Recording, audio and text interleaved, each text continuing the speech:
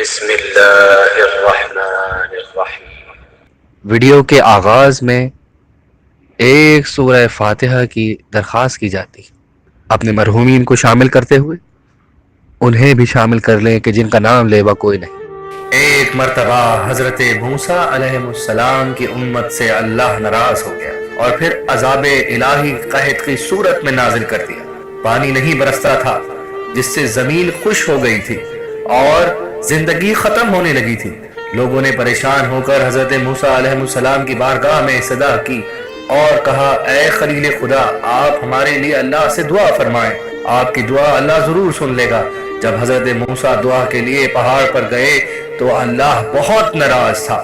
اس نے کہا، اے موسیٰ، تمہاری امت میں ایک ایسا شخص ہے جس نے ایسا گناہ کیا ہے کہ جس سے میں عذاب ختم نہیں کروں گا۔ حضرت موسیٰ جس گروہ کے ساتھ گئے تھے پہاڑ پر، حضرت موسیٰ نے اس گروہ کی طرف فرمایا، اے لوگوں، تم میں ایک ایسا شخص ہے کہ جس کی وجہ سے اللہ سبحانہ وتعالی اس عذاب کو ختم نہیں کرے گا۔ اس شخص نے ایسا گناہ کیا ہے کہ اللہ بے حد ناراض ہے۔ اس شخص کو اس گروہ سے الگ ہونا ہوگا۔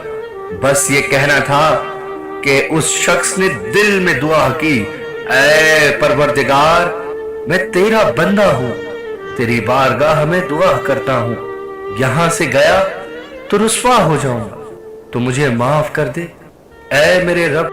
بس یہ کہنا تھا کہ اس رحمان و رحیم نے اس گناہگار کو معاف کر دیا۔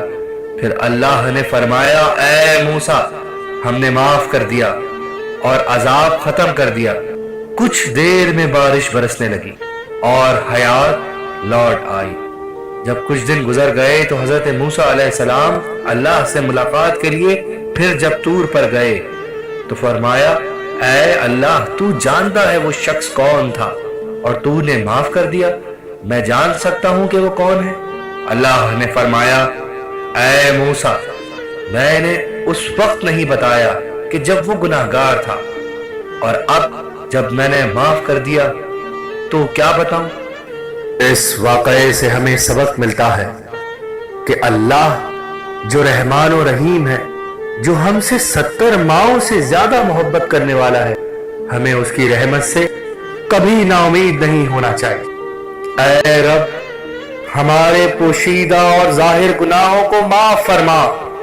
اے بہت جلد راضی ہو جانے والے رب، ہمیں معاف فرما اور ہماری حاجات کو محمد و آل محمد کے صدقے قبول فرما، آمین یا رب العالمین۔